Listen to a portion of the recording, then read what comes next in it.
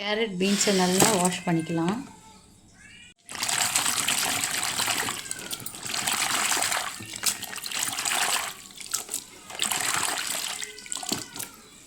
குட்டி குட்டி பீஸாக கட் பண்ணிக்கலாம்.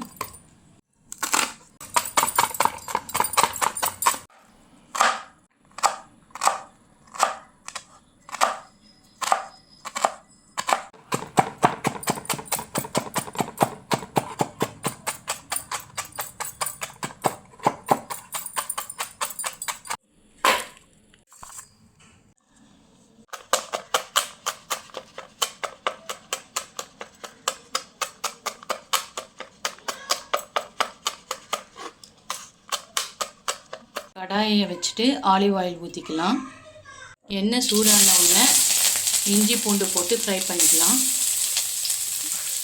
நல்லா பச்சை வாசனை போகிற வரைக்கும் ஃப்ரை பண்ணிக்கோங்க. ஜிஞ்சரும் கார்லிக்கும் நல்லா ஃப்ரை ஆகிட்ட பிறகு பொடியாக கட் பண்ண பீன்ஸும் கேரட்டும் போட்டுடலாம். பீன்ஸும் கேரட்டையும் நல்லா ஃப்ரை பண்ணிக்கோங்க. நாங்கள் 3 பேர் குடிக்க போகிறதுனால 3 டம்ளர் தண்ணி ஊற்றிக்கலாம். அந்த கேரட்டும் பீன்ஸும் நல்லா வெந்துடணும். 10 நிமிஷத்துக்கு அந்த கேரட்டும் பீன்ஸும் நல்லா வேகட்டும். நல்லா கொதிக்குது. 1 ஸ்பூன் கேழ்வரகு மாவு போட்டுக்கலாம். 1 ஸ்பூன் ஹெல்த் மிக்ஸும் போட்டுடலாம். நம்ம ஹெல்த்தியாக செய்ய போகிறோம். இதை தண்ணி போட்டு கலந்துடலாம்.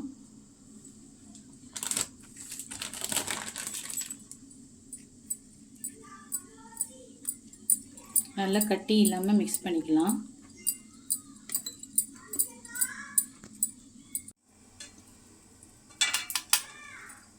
கட்டி இல்லாமல் நல்லா கலந்த சத்து மாவு கேழ்வரகு மாவை ஊற்றிடலாம்.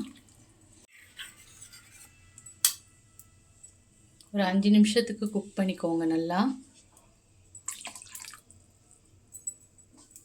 சேர்த்துடலாம். உப்பு சேர்த்துட்டு நல்லா கலக்கி கொடுத்துடலாம். இந்த மழை காலத்துக்கு சூப்பரான ஒரு சூப்பு பண்ணிட்டோம். நல்ல ஹெல்த் மிக்ஸு ராகி மாவு வச்சு நல்லா பண்ணியிருக்கோம். சூப்பராக இருக்கும். நம்ம இதுக்கு மேலே கொஞ்சம் பெப்பர் போட்டு சாப்பிட்டோன்னா சளி, இருமல், ஜுரம் எல்லாம் ஓடி போயிடுவாங்க. ட்ரை பண்ணி பாருங்கள். கார்ன்ஃப்ளேக்ஸை பொரிச்சிக்கலாம்.